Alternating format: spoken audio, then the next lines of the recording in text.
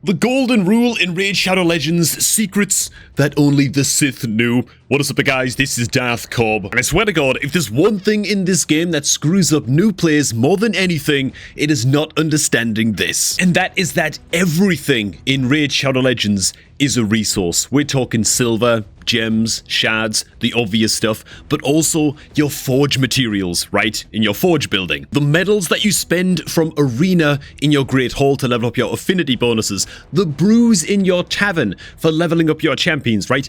All of these resources have a correct time and an incorrect time to be spent in this game. And so it is a huge deal to know what you are stockpiling each resource for so that you can maximize the amount of rewards that you are getting from in-game tournaments and events, right? There are always tournaments and events going on in a constant cycle in Raid, and you want to know when to pull the trigger with spending certain resources to maximize the free stuff that you are getting during tournaments and events. For example, during this champion training event right now, I've been blasting the hell out of this event and getting all kinds of free stuff because I know when to pull the trigger on spending my crap. Welcome back to this new account mini-series, by the way. If you're looking to join me in my playthrough of this, we're on day 5 right now. Then make sure to sign up to Raid and create your new account using my beginner promo link, which you can find down below at the top of the video description box. All you've got to do is make sure that you are signed out of Plarium Player on your PC.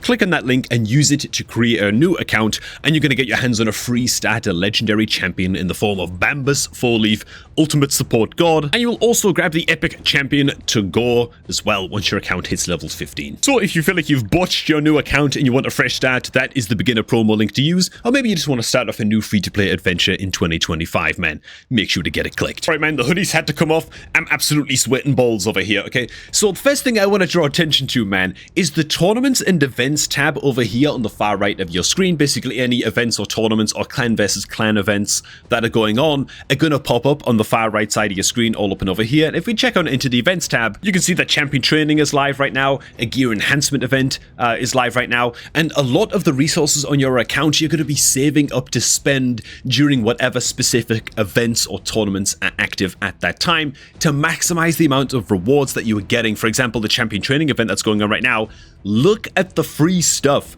that I've got my hands on in just today. This event just went live today, and all of these freebies that I'm picking up on a 5-day-old account, I'd say we're doing pretty damn good, and that's because I know when to be spending my resources in this event. Alright, so let's start off with the most obvious resource that people often squander. It's the shards. Everybody gets their hand on the first sacred shards as a new player, you know, and they just pull it instantly regardless of what events are currently going on. Same thing with void shards, you know, ooh, it's a purple, anything could happen, you know, you never know, you might get lucky. No, you should be holding on to these. For the first 6 months of your account, ancient shards, voids, primals, and sacreds, basically everything that's not a mystery shard. You want to be pulling these during 2x events, during champion chase tournaments, and during summon rush events. But honestly, the most important out of those 3 for the first 6 months of your account, where you're just looking to expand your champion roster as much as you can, is the 2x event, right? 2 times chance to pull epic and legendary void champions from your void shards. 2 times chance to pull epics and legendaries from the ancients, so on and so forth, right? It's also worth noting as well that generally speaking, during champion chase tournaments, it tends to be better to be pulling ancient shards during champion chase tournaments, and during summon rush events, it tends to be a lot more efficient in terms of points gained to be pulling your sacred shards during summon rush. But both of those events aside, I don't want to get bogged down by talking too much about one particular event. It's mostly the 2x events that you're waiting for to pull your shards. That's really all you gotta know. There's actually one active right now for Sacred Shards, by the way. 2x chance of pulling legendary champions from your Sacred Shards.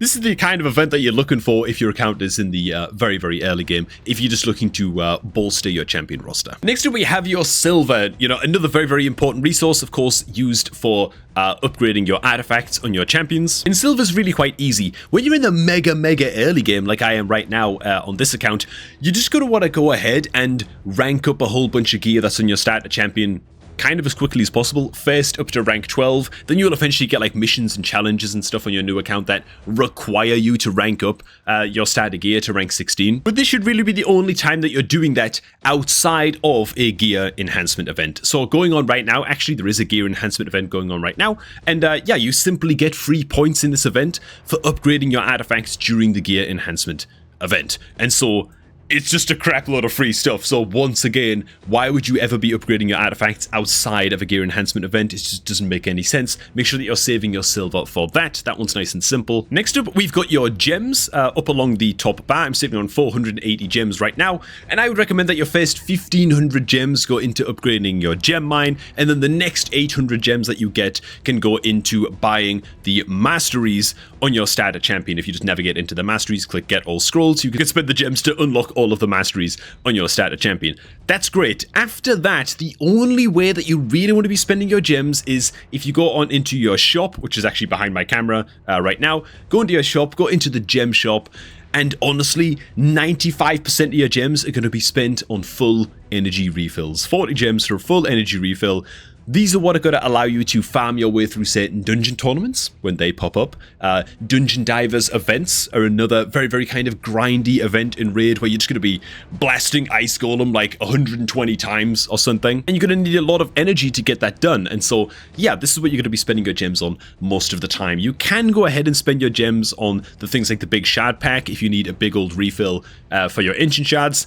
That said, it's 900 gems. It's not that efficient to do this, but they are there if you are in a pinch. And if you're really desperate for an experience boost banner, you can also pick up something like a 3-day experience boost towards the end as well of the gem shop for 280 gems. But most of the time, again, it's just going to be the full energy refills. Next up, heading on into the tavern, we have how you're going to be spending your brews, right? Brews are a weird one. They're a very, very easy one to screw up. It's very, very easy to just think, oh, you know what? I've just leveled a champion up to, maybe I want to level my to-go up to 5 stars. Well, why shouldn't I just take all my brews, hit the max button, and just rank him up to level 40 instantly, and then I can go ahead and like rank him up with chickens or whatever, you know? Yeah, you don't want to be doing that, man. That's not how your brews are supposed to be used. Generally, the best use for brews really is to literally just use them as a resource for earning more points quickly during champion training events and champion training tournaments. In fact, right now, there is actually a champion training event going on right now. And I've been farming a crap load of resources in this, as you guys saw towards the beginning of the video. And all we got to do during a champion training event is level up and rank up champions. So a way that you can prepare for these champion training tournaments and events is by going ahead and taking a bunch of champs that you already have ranked up to level 30 and just having them ready at level 30 to just instantly throw some food champions in and rank these guys up. Except you don't want to do this. At least not exactly. What you want to do is take these 3 food champions right here, right? The 3 food champions that I have keyed in. And what you want to do first and foremost is throw 1 experience brew into each of these champs. This is a Force Affinity champion, as you can see right here. So we're going to use the red experience brews on this guy. And it's just going to give him 10 levels instantly. And most importantly, give us a whole bunch of event points, right? We're going to throw a magic one into the level 3 Warboy, or rather the rank 3 Warboy right here, and same thing I guess for the Shield Guard as well. And then when we go to upgrade our level 30 champ, which is going to be this little pikeman, we're going to use those 3 champions that we just leveled up to level 10, using experience brews. It was only 1 brew for every champion, but we just massively increased the amount of points that we got in champion training just by doing that, by feeding 1 brew into each of those level 3 champs before using them as chickens. And then you can take that even further with 4-star food champions like this pikeman that we just ranked up. What people tend to do is actually throw 3 or 4 brews into 4-star food champions. Now, you're not going to have many brews in the mega early game. I'm only 5 days in. I don't have that many brews to work with. But again, this is more of a tip to sort of keep in mind for future champion training events and tournaments to maximize your points in those in the weeks to come, okay? Don't just be blasting your brews like an absolute madman while there's no tournament active or whatever. Use it to throw levels into food champions before you use them as chickens, because it gets them so many levels so quickly for free, super easily, and yeah, it massively boosts the amount of points that you're getting during champion training. Now, as a small caveat to this rule, I would say that you can kind of break some of these rules quite freely when it comes to using food champions and using brews on the food champions and stuff like that. Forget about it until you've got Kale up to level 60. Until you've got Kale up to level 60, or at least like up to 6 stars.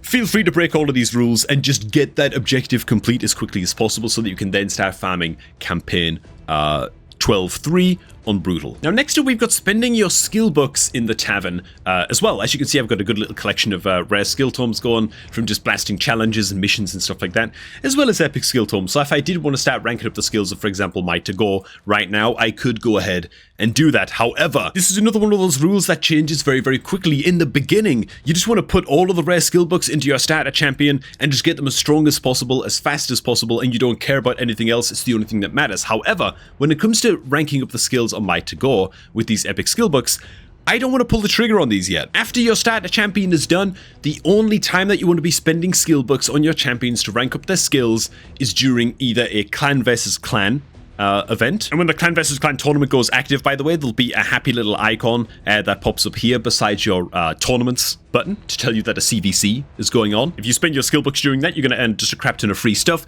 but also during a champion training tournament. Not to be confused with a champion training event. A champion training event is just getting points from leveling up champions and ranking up champions. However, during a champion training tournament, which will appear in the tournaments tab, which we can't see right now, you will also be getting points in champion training tournaments from spending skill books and from ascending your champions, as well as ranking them up and as well as leveling them up. So you get a lot more sources of points in champion training tournaments compared to champion training events. And so you might want to save your skill books for that or for, like we said, Clan versus Clan. And speaking of Clan versus Clan, that brings us smoothly onto the Forge building, where you can use materials that you grind in various areas of the game, various Doom Tower bosses and faction wars and that kind of thing, to craft gear. However, you don't just want to be crafting gear willy-nilly, randomly, whenever you feel like it. You want to save all of your Forge materials, I'm telling you, all of them, until there's a CVC going on. Until there is a Clan versus Clan event going on with you and your clanmates going up against another clan, you don't want to craft a goddamn thing. When the CVC goes live, you craft like an absolute psychopath, okay? Like a dwarven smith of yore. I'm telling you, dude, you gotta go mental. It's gonna get you so many free points, which is great. And even just taking like some of like the weaker materials that can only craft 3 and 4 star gear in your Forge building, even these, man, and like, I'm gonna push the button on this right now, but just craft them by the 10.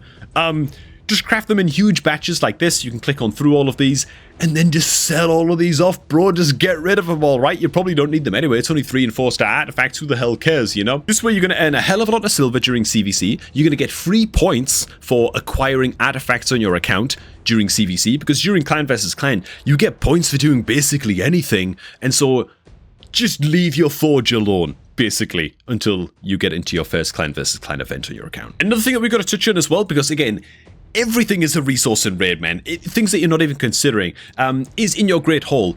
How you want to be spending your medals in your Great Hall, right? You gain these bronze, silver, and gold medals from playing in Classic Arena. You just want to save all of these up until there's a Clan versus Clan. Again, a Clan versus Clan event is the only time ever where you want to be spending your medals in your Great Hall. You get free points for just spending medals. That's it. I would have got Clan versus Clan points right now if I had waited until I spent these medals on these accuracy nodes. As a second tip, by the way, you will have to spend some points in attack nodes to get through some of the early game challenges and missions, I think, on your new account. Don't go wild on these. You want to focus on getting 3 accuracy nodes up to rank 5 as quickly as you can. These 3 accuracy nodes right here. And then you want to rank 1 accuracy node all the way up to rank 10. It's going to take a long time. It's going to be a grind. Just trust me on this, okay? You will thank me later. Another resource that you might not be considering as well is once again in your portal building when it comes to fusing champions, okay? So we mentioned a champion chase tournament a little bit earlier on. You get points in a champion chase tournament from acquiring champions from shards, but during a champion chase, you get points from acquiring champions by any means necessary, meaning if you have a fusion ready to go, right, you've collected all of the uncommon champions even, to just fuse one of these rare champions in your summoning portal, just wait. Don't pull the trigger on it until there's a champion chase going on, and then you can go ahead and fuse Arbalest or Rock Beast here or whatever when there's a champion chase going on, and it's just a free bunch of points. You might as well wait. And of course, when it gets to the point where you're fusing legendaries for the Lady Mikage fusion, which is going to take a hell of a long time on your account, but you're fusing a legendary champion, that's like 500 points completely for free if there's a champion chase tournament going on. And so, yeah, timing these fusions is a huge, huge deal. as well. Anyways, I've got a hell of a lot of grinding to do, man, so if there's any more veteran players watching this, I feel like maybe I missed something, a resource on your raid account that a new player might go ahead and waste because they don't know any better and they really should be saving it for something, make sure to plop it down below in the comments, man, and help the bros out. And while you're down there, if you were looking to create a new raid account in 2025, then why not do so right now using my beginner promo link, which is at the top of the video description box, and all you gotta do is sign out of Plarium Play, click on that link and use it to create a new raid account. And on that new raid account, you're gonna get yourself the wondrous, the endangered, the bamboo munching Bambus Full Leaf, free starter legendary champion to kickstart your new raid adventure. Thanks for watching, and I'm gonna catch all of you all just a tad bit later, man.